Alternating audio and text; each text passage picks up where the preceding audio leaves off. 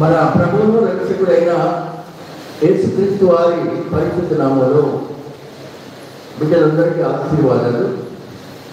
ప్రియమైన దేవుని బిడ్డలారా, వచ్చే ఆదివారం మట్ల ఆదివారం పామ్ సండే అందరూ కూడా జ్ఞాపకం చేసుకోవాల్సిందిగా ప్రేమతో మీకు మనవి చేస్తున్నాను. అలాగే 4వ తారీఖు అంటే ఎల్లుండే శ్రమల ధ్యానకోటంలోనే బసవయ్య అనూష దంపతులకు అనగా కాకినాడలోని చిరాపల్లి రామకోటమ్మ దంపతుల మనవడు లేక కాంతమ్మ భర్త గారి పేరు కొండయ్య దంపతుల మనవడు కూడాను ఆ బిడ్డ యొక్క అన్నప్రాసన ఎల్లుండి జరుగుతుంది. ఈరోజు ఇద్దరు బిడ్డల యొక్క అన్నప్రాసన ఈ కార్యక్రమం ఆరాధన తర్వాత ఉంటుంది. ఆ తల్లిదండ్రులు సిద్ధపడి చర్చకి రావాల్సిందిగా ఇంకా ఆలోచన చేయకుండా ఉండాలని మనం చేస్తున్నాను. ప్రభు సన్నిధిలో ఉన్న ప్రియమైన దేవుని బిడ్డలారా, మన జీవితంలో దేవుని దయ కృప పొందుతూ ఉన్నామనే సంగతి అందరూ జ్ఞాపకం పెట్టుకోవాలి. ఈరోజు మీరు ఒక చక్కని ప్రార్థన, అది మామూలు ప్రార్థన కాదు, పరివర్తన కలిగిన ప్రార్థన. మామూలుగా చేసే ప్రార్థన వేరు, హృదయ పరివర్తన తర్వాత పశ్చాత్తాపంతో చేసే ప్రార్థన వేరు. గత కాలంలో మీరు పరిచయులు సుంకరి ప్రార్థన వాక్యంలో విన్నారు. అలాగే చివరి కాలంలో తన అంత్యకాలంలో పరాక్రమశాలి బలాఢ్యుడైన సంసోను యొక్క ప్రార్థన విన్నారు. అలాగే భూమి మీద ఉన్న ఒక ధనవంతుడు ప్రార్థన, అక్కడ తండ్రివైన అబ్రామా అనే పరలోకంలో చేస్తున్నాడు ప్రార్థన. పేతురు యొక్క ప్రార్థన, హిజ్కియా కన్నీరు విడుదల చేసిన ప్రార్థన.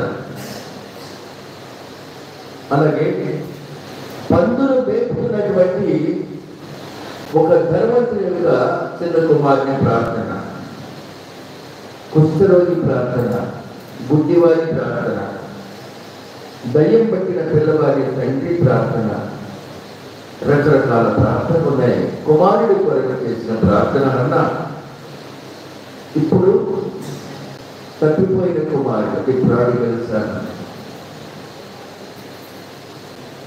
తప్పిపోవడం అంటే ఇంట్లో నుంచి మాత్రమే కాదు. ఆ ధనవంతుడు ఇంట్లో చేయడం ఎందుకు తెలుసుకోలేదా? కానీ దేవుని ఎందుకు తప్పిపోయినాడు. ఒక విధంగా మనలో అనేకులము తప్పిపోయిన కుమారుడము కుమార్తెలమే. ప్రాడిగల్ సన్ పరిశుద్ధ గ్రంథంలో పశ్చాత్తాపముతో బాధపడుతూ చేసిన ఈ ప్రార్థన చాలా విలువైందని మీకు ప్రేమతో మనవి చేస్తున్నాను. ఈ ప్రార్థన మనందరికీ కూడా మేలుకరం. మన ప్రార్థన కూడా అలాగే ఉండాలి. తండ్రి, నేను పరలోకానికి విరోధముగా నీ ఎదుట పాపం చేశాను, ఇక మీదట నీ కుమారుడిని అనిపించుకోవడానికి యోగ్యుడని కాను అని ఉంది. ఇప్పుడు చదివబడిన వాక్య భాగంలోనే లూకా 15వ అధ్యాయం 18 నుంచి 21 వరకు చదవగా మనం విన్నాం కదా. అలాగే ఈ తప్పిపోయిన కుమారుని యొక్క సందేశము లేక తప్పిపోయిన కుమారుని యొక్క జీవితం ఎలా అయిపోయిందో, మళ్ళీ ఎలా వచ్చాడో చాలాసార్లు విన్నాం. కొంతమంది బుర్రకథలు కూడా చెప్తారు ఈ తప్పిపోయిన కుమారుడి ప్రార్థన. దైవ సేవకుల ప్రసంగాల్లో అక్షరంగా అద్భుతంగా చెప్తూ ఉంటారు. తండ్రి మీద తిరుగుబాటు చేసి వెళ్ళేది కానీ ఆ తర్వాత అతనిలో వచ్చిన మార్పు చాలా ప్రాముఖ్యమైనది. తిరుగుబాటు చేసి వెళ్ళడం కాదు, అతనిలో వచ్చిన మార్పు. మనమందరం చక్కగా ధ్యానం చేస్తూ ఉంటే కన్నీటి పర్యంతమైనటువంటి ప్రార్థన చేశాడు ఆయన. బైబిల్లో చాలా మంది నేను పాపం చేశాను అన్నవారు ఉన్నారు. నేను పాపం చేశాను అని ఇంకా పాపం చేసిన వారు ఉన్నారు. పాపం చేశాను అని పశ్చాత్తాపడిన వారు కూడా ఉన్నారు. చేసిన మేళ్ళు మర్చిపోయి జీవిస్తున్న ప్రార్థనలు ఉన్నాయి. చేసిన మేళ్ళను జ్ఞాపకం చేసుకుంటూ ఉండే ప్రార్థన కూడా ఉన్నాయి. చేసిన మేళ్ళ గురించి ప్రతి ఒక్కరు సరిగ్గా విశ్వాసం వచ్చి ప్రార్థన చేసుకోవాలి. స్తంభాల అవతల కాదండి, స్తంభాల లోపలికి కూర్చోవాలి. నాకు కనపడాలి, ప్రతి ఒక్కరు కూడా. దైవ సన్నిధిలో స్తంభాల పక్కన కాదండి, లోపలికి రా.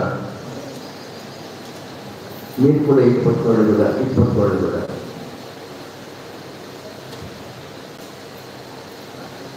చేసిన మేలు మర్చిపోవడం మనలో అనేకులకు సర్వసాధారణమైన అంశమైనది. దేవుడు చేసిన అనేకమైన మేళ్లను మనం మర్చిపోతున్నాం. ఆయన చేసిన ఉపకారాలలో దేనిని మరువకు అనే మాటలు కూడా మనం మర్చిపోతున్నాం. మనుషులు మర్చిపోవడంలో అగ్రగణ్యులు. దేవుడు సృష్టించిన జంతువులు మర్చిపోవు అని ఒక వృత్తాంతాన్ని మీకు చెప్తాను ఈరోజు. జాగ్రత్తగా వింటారు.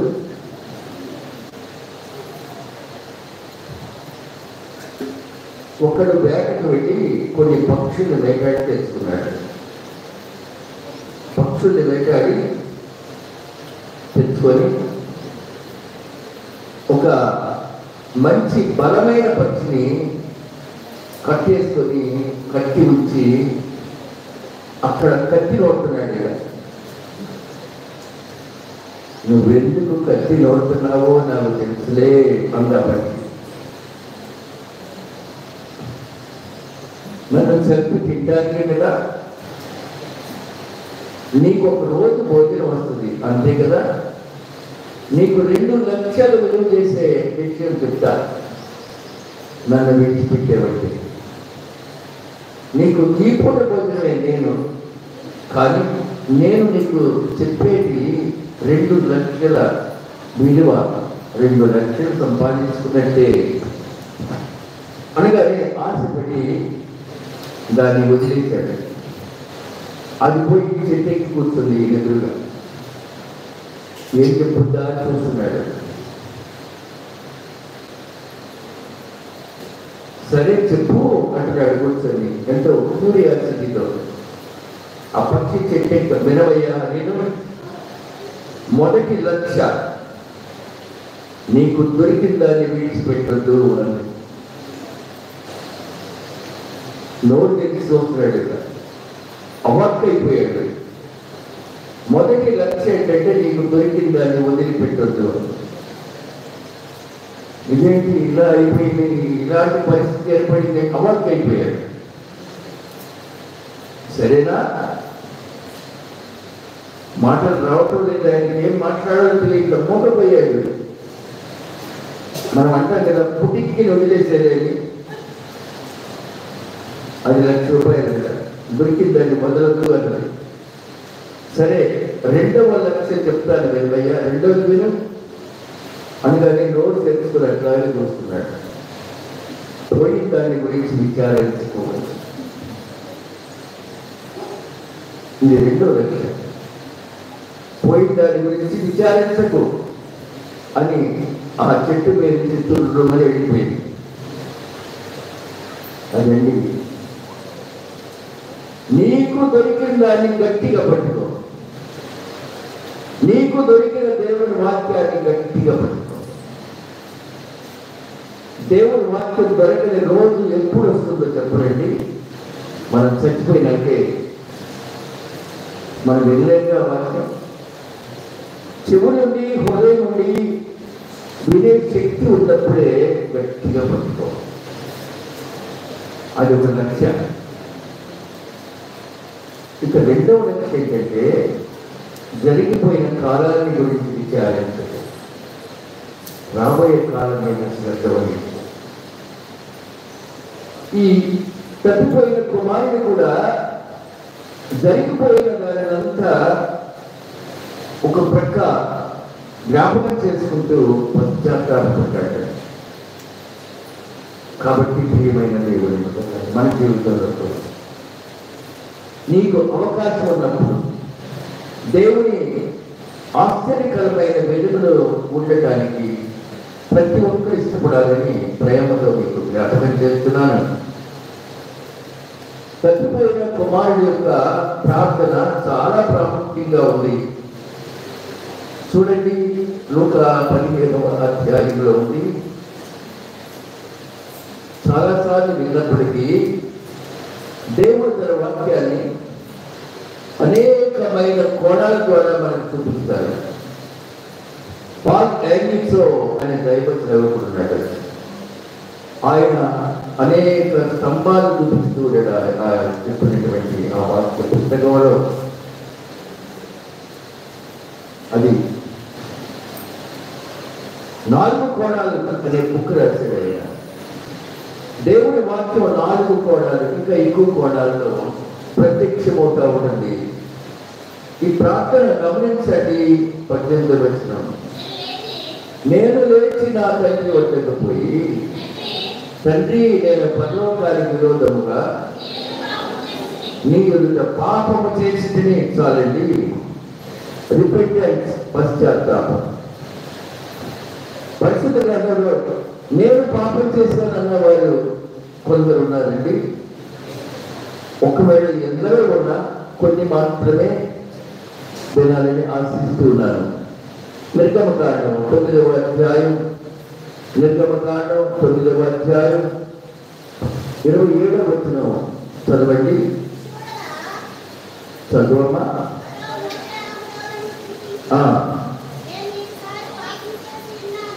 నేను ఈసారి పాపము చేసి తిని, యెహోవా న్యాయవంతుడు, నేను నా జనులను మార్గులము. చూసారండి, నేను ఈసారి పాపము చేసి ఉన్నాను. I have sinned for this time. This time అయినా ఆల్వేస్ కాదా? కఠినాత్మైన భయం చూస్తుంది. నేను పాపం చేశాను 9:27 అయితే యెహోవా ఫరో హృదయాన్ని కఠినపరిచాడు అని కూడా ఉంది. ప్రియమైన దేవుని సంగమా, దేవుని బిడ్డలారా, 10:27 అయితే యెహోవా ఫరో హృదయాన్ని కఠినపరచగా అతడు వారిని పోనీయకుండా ఉండెను. ఇందాక చదివిన 9:27 ఈసారి నేను పాపము చేసి ఉన్నాను. ఫరో మాటి మాటికి పాపం చేసినట్టు అంటున్నాడు, మళ్ళీ మామూలుగా సెట్ అయిపోతున్నాడు, యథావిధిగా మామూలుగానే ఉంటూ ఉన్నాడు. కానీ ఇందులో అమ్మయ్య అని పరిశుద్ధ దేవుడు అనుకునే పదం ఏంటంటే నేను పాపం చేశాను. తర్వాత మళ్ళీ ఆ మాట నుంచి దిగిపోయినట్లయితే మన జీవితంలో దిగిపోయినటువంటి వాడి వలే, ఎరుసలేము వచ్చి దిగి వెళ్ళినటువంటి వాడి వలే. ఎక్కడ దొరికిపోయాడమ్మా? దొంగల చేతిలో చిక్కిపోయినాడు. అలాగే మనం కూడా నేను పాపం చేశాను అంటున్నాను, కానీ మళ్ళా అలాగే ఉంటున్నాం. ప్రియమైన సంగమా, దేవుని బిడ్డలారా, నిన్ను ఎవరైనా నువ్వు పాపం చేసావు అంటే వెంటనే నువ్వు రియాక్ట్ అయిపోతావు. చాలా కోపంగా, చాలా అయిష్టంగా, అసహనంగా. నిన్ను మందలిస్తే ఒప్పుకో. ప్రతిదానికి నిన్ను సాధువు ఉండాలా. మందలిస్తే ఒప్పుకో. బుద్ధి మాటలు చెప్తే ఒప్పుకో. అది నిరంతరంగా నీ జీవితంలో ఉండినట్లయితే మరింత పాపమే. నేను పాపం చేశాను. ఈజిప్టు చక్రవర్తి ఫరో ఆయన చెప్తున్నటువంటి మంచి మాట అది. అలాగే సంఖ్యాకాండం 22వ అధ్యాయం, సంఖ్యాకాండం 22వ అధ్యాయం 34వ వచనం. అందుకు బిలాము, నేను పాపం చేసితిని, నీవు నాకు ఎదురుగా త్రోవలో నిలుచుట నాకు తెలిసేది కాదు. కాబట్టి ఈ పని నీ దృష్టికి చెడ్డదైతే నేను వెనుకకు వెళ్ళదని యెహోవా దూత అతనితో చెప్పగా. చాలండి, ఇక్కడ బిలాము అన్నటువంటి మాట ఏంటమ్మా? నేను పాపము చేసితిని. గమనించుకున్నారండి? బిలాము అంతటి వాడు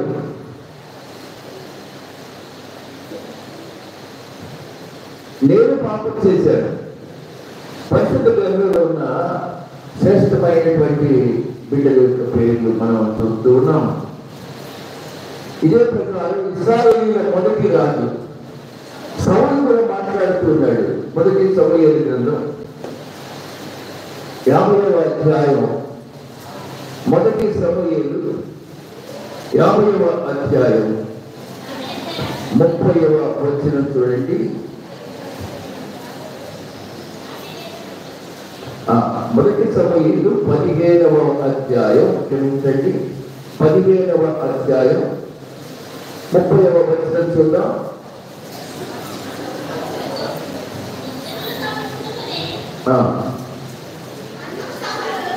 అందుకు సౌలు, నేను పాపము చేసితిని. చాలమ్మా. ఇశ్రాయేలీయుల మొదటి రాజు అయిన సౌలు ఏమంటున్నాడు ఇక్కడ? నేను పాపం చేశాను. గొప్ప గొప్ప వారు ఒప్పేసుకుంటున్నారు. మరి ఇంకా నీకు చేతగాని విషయం అదొక్కటే. నేను పాపం చేశాను. ఫరో అన్నటువంటి మాట, బిలాము అన్నటువంటి మాట సౌలు మహారాజు గారు కూడా అంటున్నారు. నువ్వు ఎప్పుడైనా నేను పాపం చేశాను అని నీ దేవుడితో చెప్పుకున్నావా? అయ్యో, నీ మీద వ్యతిరేకంగా మాట్లాడాను, నేను పాపం చేశాను. అయ్యో పెద్దయినా నీ మీద వ్యతిరేకంగా మాట్లాడాను, దైవజనుడా నీ మీద వ్యతిరేకంగా మాట్లాడాను, నా స్నేహితుడా నీ మీద వ్యతిరేకంగా మాట్లాడాను. చెప్పుకున్నావా ఎప్పుడైనా? ప్రత్యక్షంగా పరిశుద్ధ గ్రంథంలో ఇలా మాట్లాడిన వారిని జ్ఞాపకం చేస్తున్నప్పుడు మనల్ని మనం జ్ఞాపకం చేసుకుందాం. ఈ మాట నేను ఎప్పుడన్నా అన్నాను, నేను పాపం చేశాను, నేను పాపం చేశాను, ఐ హావ్ సిన్డ్. ఎంత గొప్ప పశ్చాత్తాపంతో వచ్చే మాట. అయ్యో నేను పాపం చేశాను. అది ఇష్టం దేవుడికి. దేవుడి సన్నిధిలో ఉన్నటువంటి ప్రియమైన దేవుని బిడ్డలారా, ఇదే నిర్గమ మొదటి సమూయేలు 15వ అధ్యాయం 22వ వచనంలో చూడండి. అందుకు సమూయేలు తాను సెలవిచ్చిన ఆజ్ఞ ఒకడు కైకొనటం వలన యెహోవా సంతోషించినట్టు ఒకడు దహన బలులను అర్పించడం వలన ఆయన సంతోషించునా. ఆ రోజున బలి, ఈ రోజున అర్పణ అన్నాం, లేక కానుక అన్నాం. బలులు అర్పించడం వలన ఆయన సంతోషించునా. ఆలోచించు, బలులు అర్పించడం కంటే ఆజ్ఞ గైకొనుట, ఒకేళ్ళ కొవ్వు అర్పించడం కంటే మాట వినుట శ్రేష్టము. మాట ఇస్తున్నారండి? మాట వింటున్నారు అసలు? దేవుని మాట వినుట శ్రేష్టం. Hearing the word of God is highly honorable and regarded. వెళ్ళి నువ్వు కావించడం కాదు శ్రేష్టం, మాట వింటూ శ్రేష్టం. పరిశుద్ధ దేవుని జనాంగమా, దేవుని మాట వింటే దేవుడికి చాలా ఇష్టం. తప్పిపోయిన కుమారుడు కూడా లూకా 15వ అధ్యాయం 21వ వచనంలో అలాగే అన్నాడు. గమనించండి. నేను లేచి, అది డిటర్మినేషన్. నేను లేచి, now I straightly go to my father. నేను వెళ్తాను ఇప్పుడే, తండ్రి నేను పరలోకానికి విరోధముగా నీ ఎదుట పాపం చేశాను, ఇక మీద నీ కుమారుడిని అనిపించుకుంటూ యోగ్యులను కాను. ఎందరికీ ఇటువంటి పశ్చాత్తాపంతో కూడిన ప్రార్థన ఉందో చెప్పగలరండి? ఎందరికి ఉంది ఇలాంటి పశ్చాత్తాపంతో కూడినటువంటి ప్రార్థన? మనమందరం అనుకుంటాం మనం చాలా బాగున్నాం, గొప్పవారిని, మనం చాలా రైట్, మనం అంతా కరెక్ట్ అని మనల్ని మనం మొదలు వేసుకుంటున్నామండి. మన జీవితంలో కూడా అందరూ కూడా అదే స్థితిలో ఉంటున్నాం. మనం రోమీయులకు రాసిన పత్రిక 3వ అధ్యాయం 23 ఏమని ప్రబోధిస్తుందో చూడండి. రోమా 9:3-23 ఏ భేదము లేదు, అందరూ పాపం చేసి దేవుడు అనుగ్రహించు మహిమను పొందలేకపోవచ్చు ఉన్నారు. చూసారండి, ఏ భేదం లేదు. ఇక్కడ అందరూ పాపం చేసినారని పౌలు మహాశయుడు గట్టిగా చెప్పేస్తున్నాడు. అందరూ పాపం. పాపం అనగా ఆజ్ఞాతిక్రమం, దైవేచ్ఛను నెరవేర్చకపోవడం పాపం. దేవుని చిత్త ప్రకారం కాకుండా నీ ఇష్టానుసారం జీవించడం పాపం. పౌరు మహాశయుడు యొక్క గట్టింపులు ఎంత స్ట్రాంగ్ గా ఉన్నాయో చూడండి. ఏ భేదం లేదు, అందరూ పాపం చేసి దేవుని అనుగ్రహించి మహిమను పొందలేకపోతూ ఉన్నారు. మన జీవితంలో దేవుని మహిమను దూరం అయిపోతూ ఉన్నాం. కృపగల దేవుడు నీకు కృప వెంబడి కృప బతకాలి అనుకుంటున్నాడు. ఏ కీడు రానివ్వకుండా నేను కాపాడాలనుకుంటున్నాడు. కానీ దేవా నేను పాపిని అనే ప్రార్థన మన నోటి గుండా అస్సలు రావటం లేదు. అది చాలా విచారకరమైన సంగతి. ఇక్కడైనా మన బ్రతుకులో నేను పాపిని ఒకవేళ గద్దింపు కొంచెం స్ట్రాంగ్గా ఉంటే, గద్దింపు దైవ సేవకుని గద్దింపు స్ట్రాంగ్గా ఉంటే ఏం చేస్తావు తెలుసా? ముఖం మార్చుకొని ఇంట్లో కూర్చుంటావు. మరింత తప్పు చేస్తున్నావు. తప్పు వెంబడి తప్పు చేస్తూ ఉన్నారు. ఇది నా కొరకు చెప్పబడిన మాట. చాలా మంది అనుకుంటారండి, ఈరోజు వాక్యం అంతా నాది, ఈరోజు చెప్పినంతా నాది. ఎందుకంటే మనకు సరిపోతున్నాయి కొన్ని, అందుచేత మనల్ని మనం హెచ్చరించుకుంటున్నాం. ఇదిగో ఈ క్రమమంతా నేను నేర్చుకోవాల్సిందే. దైవ సన్నిధిలో నుంచి వెలువడినటువంటి వర్తమానంలో అంశము నా కొరకే, ఇప్పుడు ఇది కూడా మన కొరకే. అందరూ పాపం చేసి దేవుడు అనుగ్రహించు మహిమను all have sinned and come short of the glory of God. All have sinned and come short of the glory of God. దేవుని మహిమను పొందలేకపోతున్నాం. పరిశుద్ధ గ్రంథం నేను హెచ్చరిస్తుంది, దేవుని మహిమ నీపై ప్రకాశించాలి అంటే దేవాలయ పాత్రని అని పశ్చాత్తాపంతో ఒప్పుకోవాలి. అది సరైనటువంటి జీవన విధానం. మహారాజైన దావీదు కూడా చూడండి, కీర్తన గ్రంథం 51వ అధ్యాయంలో ఆయన విలాపం లేక ఆయన ఏడ్చినంత స్థితి కలిగి ఉన్నాడండి. 5వ వచనం 51:5, నేను పాపములో పుట్టిన వాడిని, పాపములోనే నా తల్లి గర్భమును ధరించను. చాలు, అంత గొప్పగా ఆయన ప్రార్థిస్తూ ఉన్నాడు. దావీదు యొక్క పశ్చాత్తాప వైఖరి చాలా ఎక్కువ కనిపిస్తుంది బైబిల్లో. కీర్తన 6వ అధ్యాయం 6వ వచనం చదువుతాం. నేను మూడుచు అలిస్తున్నాను, ప్రతి రాత్రి కన్నీరు విడుచుతూ నా పరుపు తెలగయిస్తున్నాను. నా కన్నీళ్ళ చేత నా పడగ కొట్టుకొని పోతున్నది, విచారము చేత నా కన్నులు గుంటలు పడుతున్నాయి. నాకు బాధ కలిగించు వారి చేత అవి చివికి ఉన్నవి.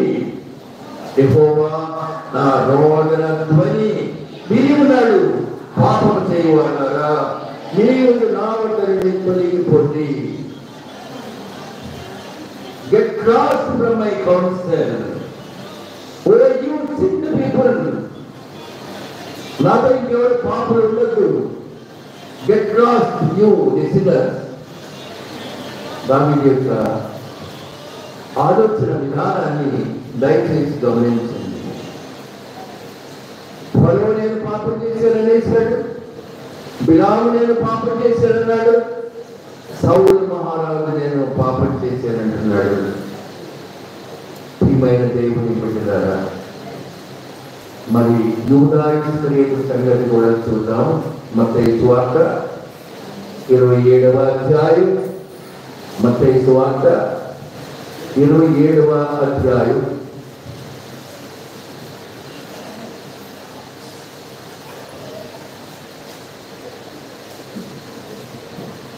4వ వచనం చదవండి. నేను నిరపరాధ రక్తమును అప్పగించి పాపము చేసి తిని. ఎందుకంటే నేను నిరపరాధ రక్తమును అప్పగించి పాపం చేశాను. చూసారండి, యూదా ఇస్కరియోతులో కలిగిన పశ్చాత్తాపం. యేసయ్యను బంధించి తీసుకొని వెళ్తున్నారు. అయ్యో ఇంత జరగలేదు అనుకున్నాడేమో బహుశా.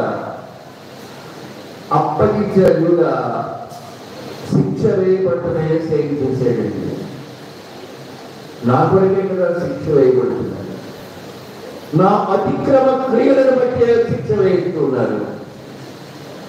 శ్రమల జానకుడిలో ప్రియ బిడ్డ ఆలోచించవా? నా అతిక్రమ క్రియలను బట్టి ఆయన గాయపరచబడినాడు అని ఎప్పుడైనా ఆలోచించావా? ఎంత సంపాదించావో తెలుసా? ఇప్పుడు నువ్వు చెప్పాలని వస్త్రాలు, కావలసినంత ఆస్తిపాత్రలు, కొంతో అంతో ఎంతో బ్రతుకు తెరువు. అసలు అంటావు కదా నువ్వు. కోడలు ఇంటికి వచ్చినప్పుడు ఏమంది? ఓ చెంబు తీసుకొని వచ్చింది, ఓ బియ్య తీసుకొని వచ్చింది, ఓ కడవ తీసుకొని వచ్చింది. ఈ వైభవం అంతా మాదే. నీ కాదు, నీ కొడుకుది. కానీ నువ్వు నన్ను ఎత్తి వేసుకుంటున్నావు.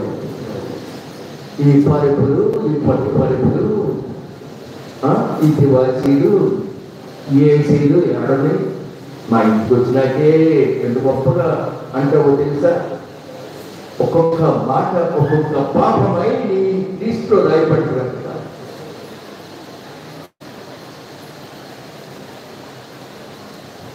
అసలు ఈ లోకంలోకి వచ్చినప్పుడు నువ్వేం తెచ్చావు?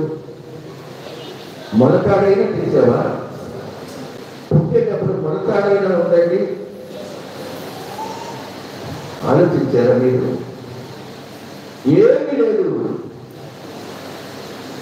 ఏమీ లేదు మన జీవితానికి. దేవుడు అంత అంత చిన్న దారి కూడా నీకు కట్టి పంపలా. ఓ అట్లాగే అన్నాడు. అవును కాదా? మరి ఇతరులను ఏం తెచ్చావంటారు? ఎందుకు నువ్వు అసలు నువ్వేం తెచ్చావు? ఈ లోకంలోకి వచ్చేటప్పుడు ఏమి తీసుకొచ్చావు? మనం ఈ లోకంలోనికి ఏమీ చేయలేదు. దీనిలో నుండి ఏమీ తీసుకొని పోలేదు. కాగా అన్న వస్త్రములు కలిగిన వారమై ఉండి వాటితో తృప్తి పొంది ఉంటాము. దానిని let us make happy ourselves with the food and cloth given by Almighty Lord. దేవుడు ఇచ్చిన ఆహారము, వృత్తి, నివాసం, ఫుడ్, క్లాత్ అండ్ షెల్టర్. అంతేనమ్మా? ఆహారము, వస్త్రము, నివాసం, ఈ మూడు కదా ప్రాముఖ్యమైనవి. The fundamental, the most important necessities of a human being. సాంఘిక శాస్త్రం చెప్తుంది మనకి. కాబట్టి అంతకన్నా ఇంకేమి సంపాదించుకోవాలని మనము యాతన పడుతున్నాం, పరిగెత్తుతున్న వాటి కొరకు. సంపాదనలో ఒక్కొక్కసారి అన్యాయంగా ఏదైనా సంపాదించుకుంటే దాన్ని చూసి తృప్తి పడుతున్నాం. అది ఎంతకాలము ఉండదు. ఒకవేళ అనవసరంగా సంపాదించుకుంటే అది పోగేసుకుందాం అనుకుంటున్నాం. అది ఎంతకాలం ఉండదండి. ఒక ఆయన చెప్పుల షాపులో ఒక పనివాడిని పెట్టుకున్నాడు. వచ్చే పనివాడు చాలా అమాయకుడు, మంచివాడు. చెప్పుల షాపు యజమాని, అరే ఇంటికి లంచ్ చేసి వస్తాను, అన్నం తిని వస్తాను, వచ్చిన వాళ్ళకి ఈ రేట్లు చెప్పి అమ్ము, అమ్మినవన్నీ నేను వచ్చి లెక్క చూసుకుంటాను. ఇదిగో ఈ జత 250 చెప్పు, 200 అమ్ము. ఇదిగో ఇవి 350 చెప్పు, 300 అమ్ము. ఇవి 450 చెప్పు, 400 అమ్ము. చూడగా చెప్పి యజమాని వెళ్ళాడు లంచ్ చేసి కట్టాలి. ఈ అబ్బాయి ఉన్నాడు, యజమాని రాని వచ్చాడు ఒకటి చెప్పులు కొనుక్కోవడానికి.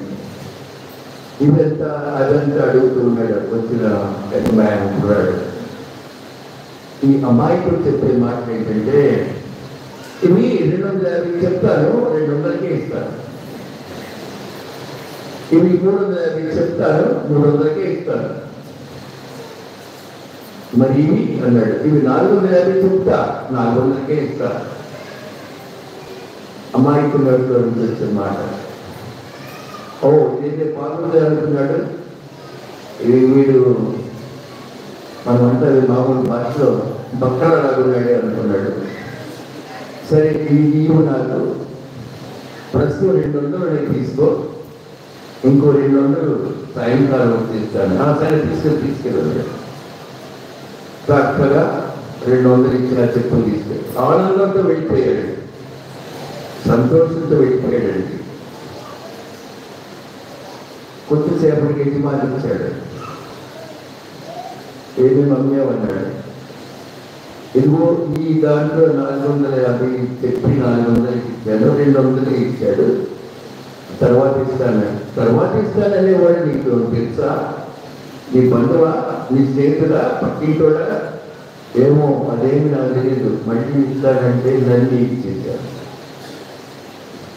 ఓ అమ్మాయి కూడా నీ ఇంట్లో కట్ చేస్తాను ఎక్కువ అనుకున్నాడు. పాపం ఈయనేం ఆలోచించాడంటే, వీడి అమాయకత్వాన్ని ఎదుటివాడు ఆ ప్రకారం సొమ్ము తీసుకుంటున్నారే పాపం అనుకున్నాడు. సరే పని చేసుకో, నీ 200 కట్ చేస్తే పోవాలి. అతడు మహా ఆనందం ఇంటికి వెళ్ళాడు. ప్యాకెట్ ఇంటి చక్కగా అందరి ముందు అటు ఇటు చేసుకుంటున్నాడు.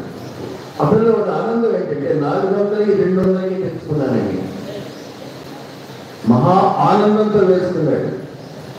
2 బొక్కాయి చెప్పులు అయిపోయింది, సోట్ అయిపోయింది. ఇప్పుడు ఏం చేస్తాడు? పాలైతే 200 పోయాయి, ఎడితే 200 చెల్లించాలి. సందిగ్ధలు పడ్డాడు. ఎప్పుడు మోసం ఎప్పుడు నిన్ను సందిగ్ధలు పడవేస్తుంది, అన్యాయం ఎప్పుడు నిన్ను ఇబ్బందులు కట్టిపడేస్తుంది. జాగ్రత్త అండి. నీ మాట అన్యాయంగా ఉండకూడదు, నీ ప్రవర్తన అన్యాయంగా ఉండకూడదు. నీ జీవితంలో ఏది చేసినా అందులో సత్యము, న్యాయము, ధర్మం ఉండాలి. మన నేషనల్ యాంథమ్లో ఉంటుంది, సత్యమే వదైతే సత్యం ఎప్పుడు జయిస్తూ. ఇక ఏం చేశాడు? ఏం చేయలేక ఒక నిర్ణయానికి వచ్చాడు. 200 ఇచ్చేసి తెచ్చుకున్నాడు అసలు అని బుద్ధి వచ్చిందన్నమాట. ఇందులో నేను 200 నాకు తప్పుగా ఒకే కాలు చెప్పులు 2 ఇచ్చేవాడు. సరే అని చెప్పి సరే ఇచ్చుకుంటాడు. తన ప్రజలను మోసం చేస్తే దేవుడు సహించడు. మరి అమాయకుడైనా దేవుడు నమ్ముకున్న వాడైనా మోసం చేయడానికి ప్రయత్నించావా, కీడుని వెంటే వస్తుంది, అపజయముని వెంటే వస్తుంది. తన ప్రజలను మోసం చేస్తే దేవుడు సహించడు. అసలు దేవుడు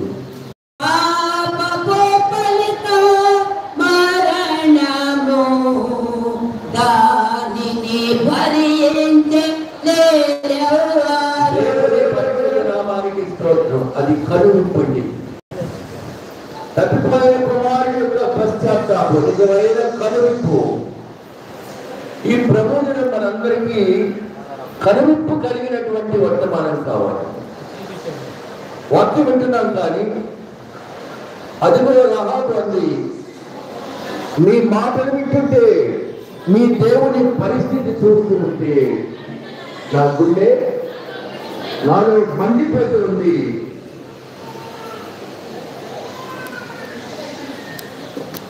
దైవ సేవకుడు కోపడితే నీ గుండె మండదు, నా గుండె మండుద్ది. ఎందుకంటే నీ ప్రవర్తనని అలా ప్రవర్తిస్తాం మనం. కానీ రహాబంటుంది దైవ సన్నిధిలో ఉన్నటువంటి వాక్యం ఉన్నప్పుడు గుండెలు కరిగిపోతుంది అనండి. మన జీవితంలో కూడా ఇలాంటి ఆవేదన, డిపెండెన్స్ మనందరికి కావాలని దేవుడు ఈ మధ్యాహ్న కాలం మనల్ని కోరుకుంటూ ఉన్నాడు. ఎప్పుడు ఒప్పుకున్నాడో తెలుసండి మీకు? లూకాసు వార్త 15వ అధ్యాయం, లూకాసు వార్త 15వ అధ్యాయము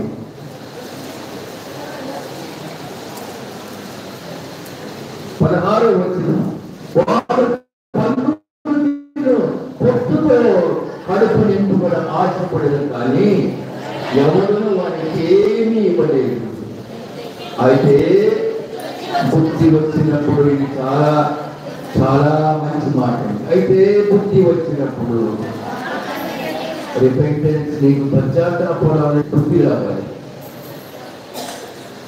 బుద్ధి వచ్చినప్పుడు కలిగే పశ్చాత్తాపం కావాలి, నాట్ అదర్వైజ్. అయితే బుద్ధి వచ్చినప్పుడు నా తండ్రి వద్ద ఎంతో మంది కూలి వాళ్ళకు అన్నము సమృద్ధిగా ఉన్నది, నేనైతే ఇక్కడ ఆఖరికి చచ్చిపోతున్నాను. బుద్ధి వచ్చింది.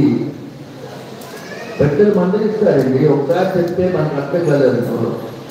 మీ అమ్మ మీ నాన్న, అమ్మ పలానా వస్తువు తీసుకురాని తయారు లేదు, ఎదుగుతూ ఉంటారు.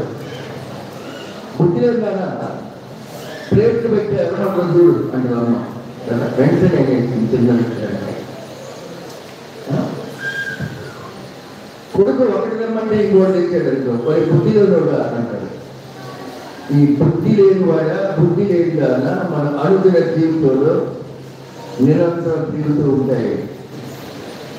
కానీ ఇక్కడ బుద్ధి లేనివాడు, మతి లేనివాడు అని తను తాను ప్రత్యక్షంగా మందలించుకొని అంటున్నాడు, బుద్ధి వచ్చింది నాటిక. కనీసం పండుగ పొట్టు కూడా నాకు దొరకట్లేదండి, బుద్ధి లేదు నాకు. ప్రియమైన దేవుడి సంగమం, నిజమే చాలా మంది బుద్ధి జ్ఞానము లేని పూర్ణముల వలన లోకములో వెతి వారిని దేవుడు ఏర్పరచుకుని ఉన్నాడు. బలవంతులైన వారిని సిగ్గుపరచడానికి లోకంలో బలహీనులను ఏర్పాటు చేస్తున్నాడు. ఎన్నికైన వారిని వ్యర్థం చేస్తున్నారు. సంగమా, దేవుని బిడ్డలారా, మనం దేవుని సంఘంలో ఉంటూ ఉన్నాం. దేవుని సన్నిధిలో వర్తించండి. పౌరులంతటి వాడు నాకు యోగ్యత లేదు అని తను తాను ప్రశ్నిస్తున్నాడు.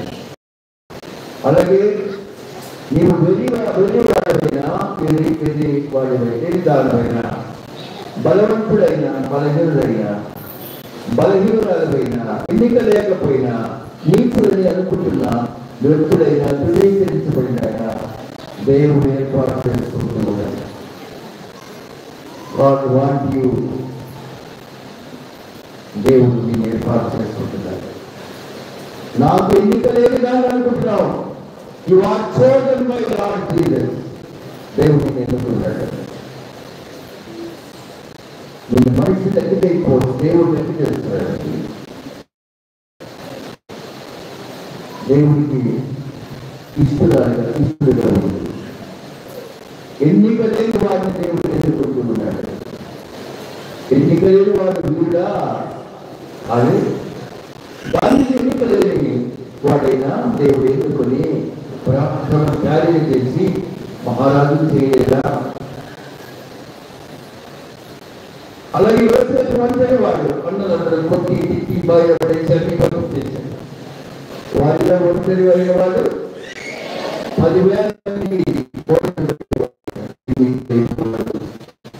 ఆదిలో ఈ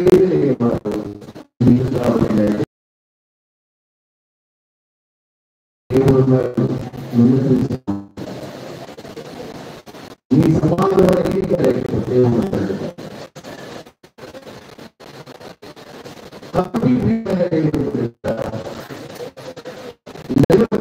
ఎన్నికలేదనుకున్నాం కదా, అంచెలు నన్ను మాట్లాడండి, నేను చేయాలని అనుకుంటున్నాను.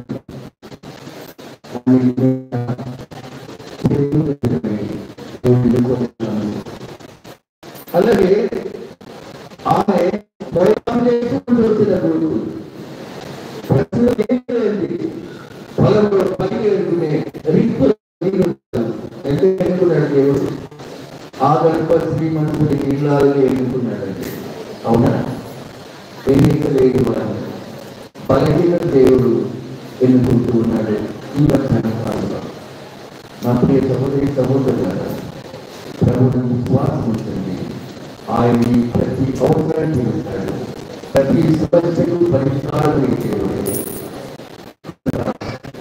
నీవు నీ బిడ్డ ప్రార్థన వల్ల లేక పదవ ప్రార్థన వల్ల నేను పాపం చేశాను, బిలాము ప్రార్థన వల్ల నేను పాపం చేశాను, సౌలు ప్రార్థన వల్ల నేను పాపం చేశాను, ఇక్కడ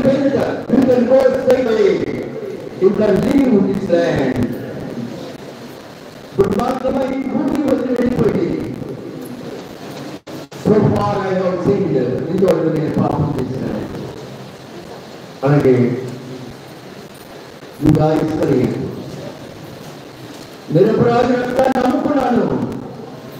I have sinned against my Lord Jesus. నేను నా దేవుడికి వ్యతిరేకంగా పాపం చేశాను. Can you repent yourself? నీవు నాకు పశ్చాత్తాపడగలవా? అయితే విజయం నీదే, ఆశీర్వాదం నీదే, ఘనత నీదే. Because you are now chosen by the Lord Jesus. The blood of Jesus will cleanse every sin.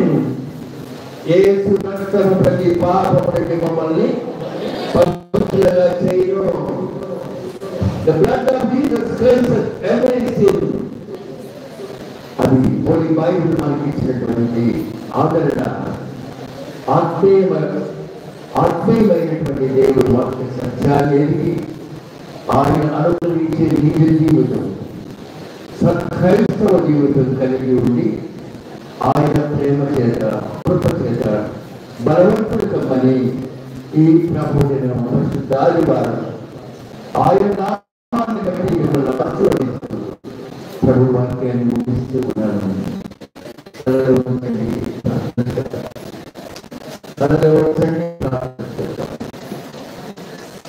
మహోన్నతుడా గొప్ప తండ్రి, నీ నామానికి స్తోత్రమయ్యా.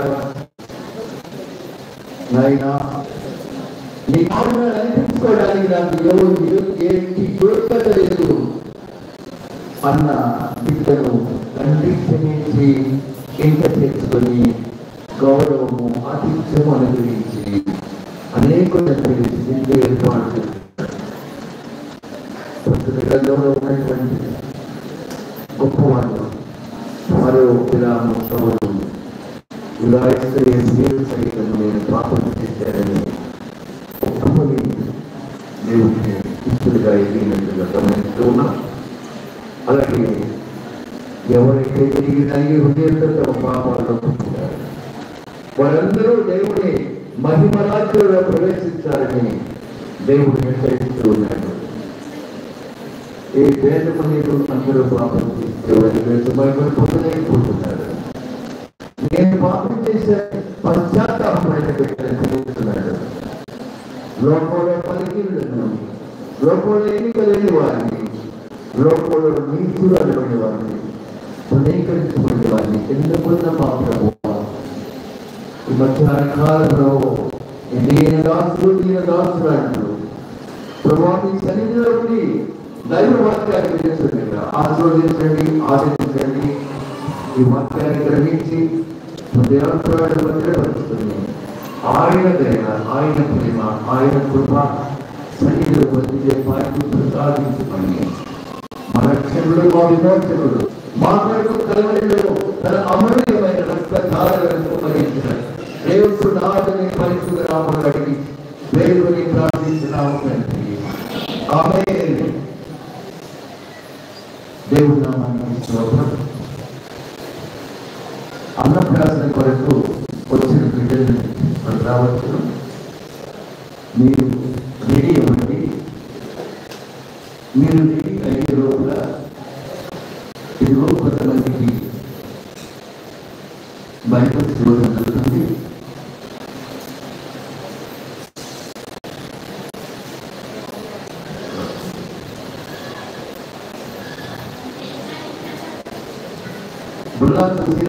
జ్ఞాపకాలు మనవరాలు కొత్తబడి మేఘన ఒక 5 బైబిల్. అలాగే పెద్దపూడి సంపత్ కుమార్ అనబడి చిన్న సుబ్బయ్య జ్ఞాపకార్థం తన కుమారుడు ఇండియన్ ఆర్మీ ఆర్మీకి పరిచయిస్తున్న పవన్ కళ్యాణ్ 5 బహుమానం ఇచ్చాడు. బుల్లా తులసీరామ్ గారి జ్ఞాపకార్థం మేఘన కొండపల్లి రత్నకుమారి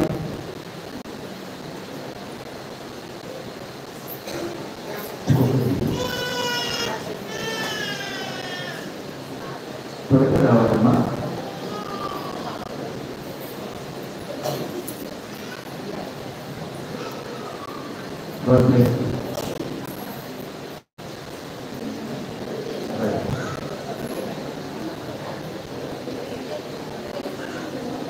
తదుపరి సంపత్ కుమార్ లేకపోతే జ్ఞాపకాలు పవన్ కళ్యాణ్ గారి బాగుపడిన శ్రీమతి నల్లూరి సునీత పేరు పుట్టినటువంటి మోపతి విమల రాణి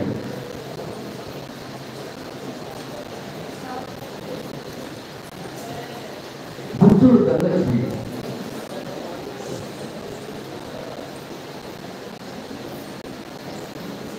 నల్లూరి సునీత మోపతి విమల రాణి God bless you. God bless you. Guntur Dhanalakshmi గాజుల వంటి మహిమ సంపత్ కుమార్ చిన్నసభ జ్ఞాపకార్థ పవన్ కళ్యాణ్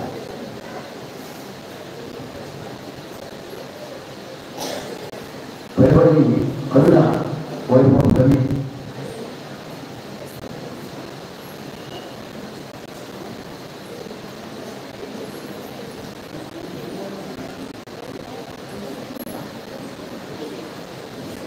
పార్వతి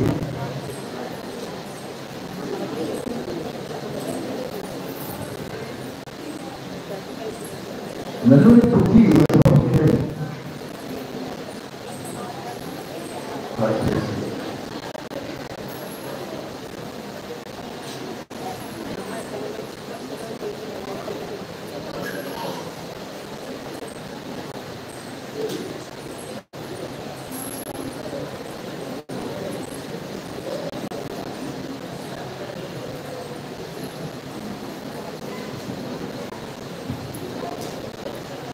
ఇంటూరి పుల్లెమ్మ వైభవం శ్రీరావు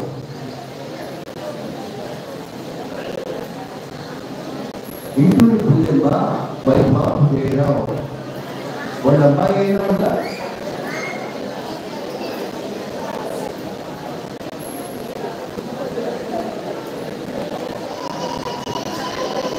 తొక్కల మాణిక్యం వైభవం దాని కార్పొరేటర్ తొక్కల మాణిక్యం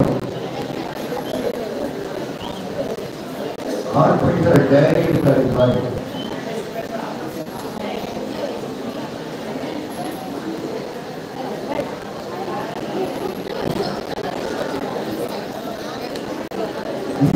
కానీ వారి గురించి కానీ ఉన్నారా?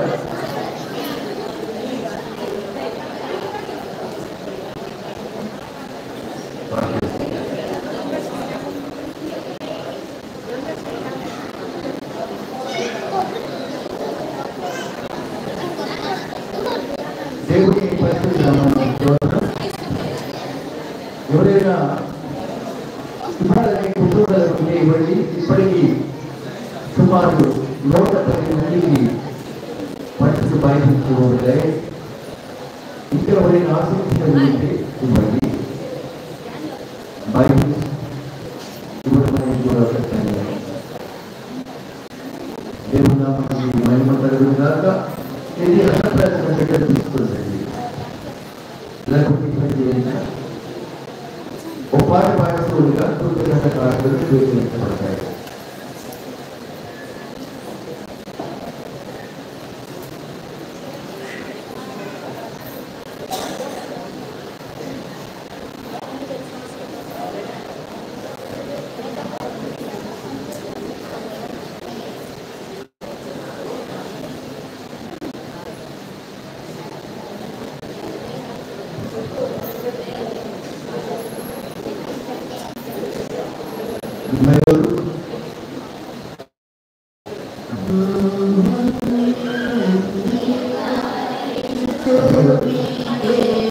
అమ్మా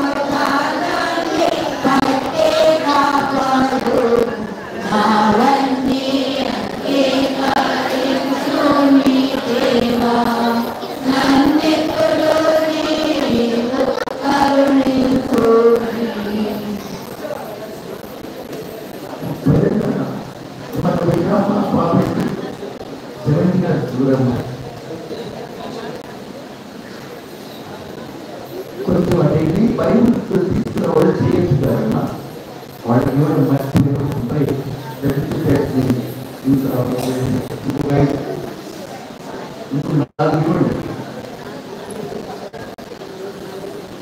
బైబుల్ తీసుకున్న వాళ్ళు చేయొచ్చుతారు. బైబుల్ తీసుకున్న వాళ్ళు చేయొచ్చు దయచేసి లోపల పోయి చూస్తారు. ఎందుకమ్మా పట్టించినట్టు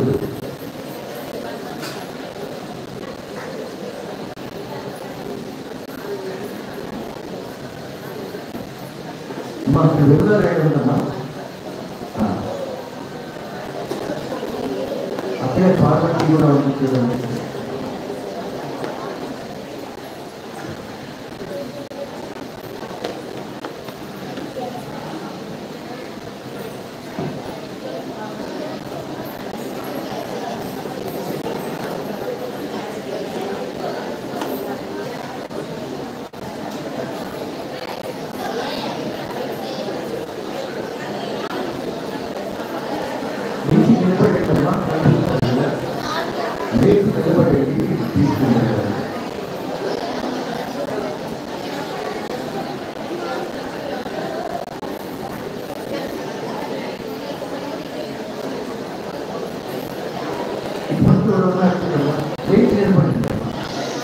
కొంచెం నిలబడండి.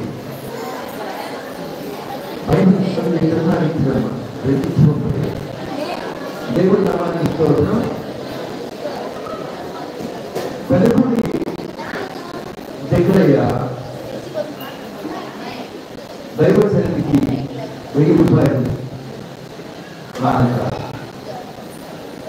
తన సతీమణి కుమారి 1000 రూపాయలు కాదు. వెలుగుడి దగ్గరయ్య 1000 రూపాయలు, కుమారి 1000 రూపాయలు. వారి కుమారుడు గోపిడి 10 రూపాయలు ఇచ్చి వెళ్ళాడు. ఇవి సరిగ్గా ప్రజారంలోకి చేర్చబడ్డాయి. మామిడిపల్లి నాగభూషణ 500 రూపాయలు కానించి ఇచ్చారు. ఇవి సరిగ్గా అకౌంట్లోకి చేర్చబడతాయి. బిడ్డలకు ఆశీర్వాదాలు. సరే, రెండవది రైలు ఇదంతా పడుతున్నాం.